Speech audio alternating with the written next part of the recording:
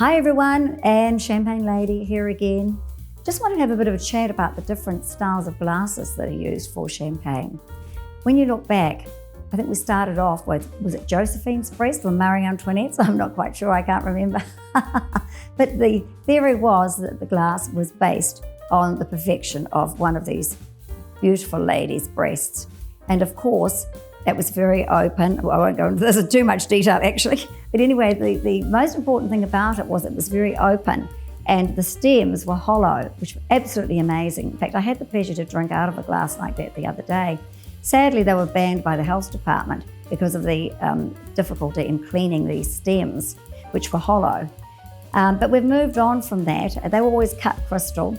And we've moved on, and as you will know from going around different restaurants and so on, and over the years, we've changed so many times into supposedly this is the new perfect way of drinking champagne, of enjoying champagne.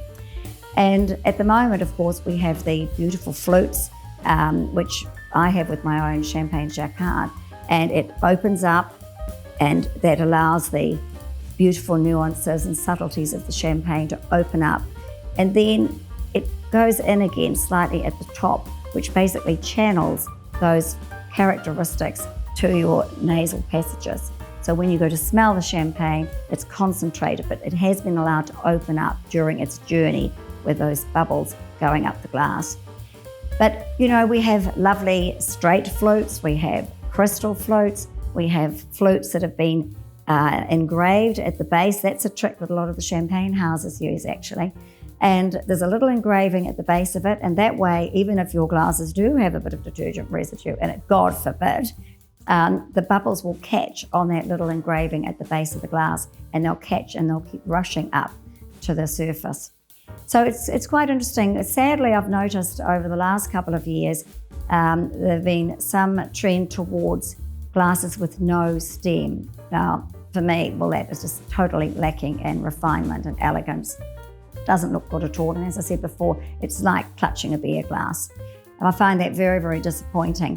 I know some of the airlines are doing it, and I suppose that's because they don't want the glasses being knocked over, which could be very easy to do. So I can understand their thinking on that. But when restaurants start doing it, I think it's a real shame.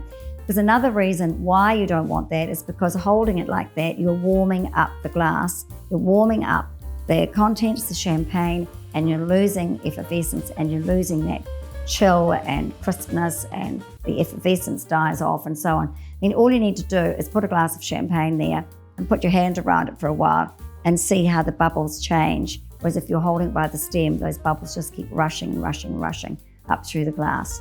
So if you want to take my advice, I just stick with that beautiful tulip shape. And for me, that is the best way to enjoy your champagne. Another really important part about etiquette of serving champagne, when the bottle is finished, do not upend it in the ice bucket. Both the customer and the server can be very guilty of this. I've seen it happen so many times. I think as far as the customer is concerned, they think, right, that one's gone, bang, down it goes. Hey, we need another one. It's indicating to the staff that they need another bottle.